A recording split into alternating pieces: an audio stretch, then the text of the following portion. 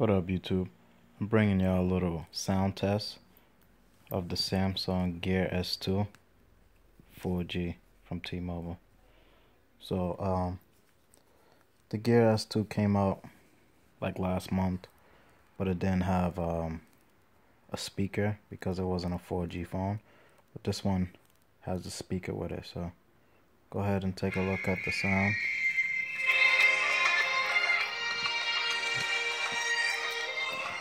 And the speaker's right there.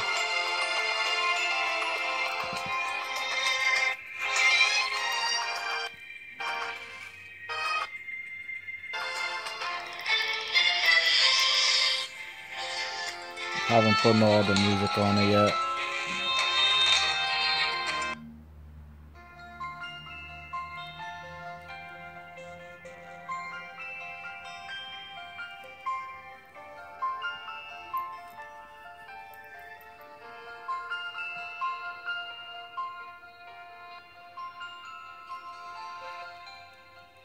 Turn it up and down with the dial, which is pretty cool.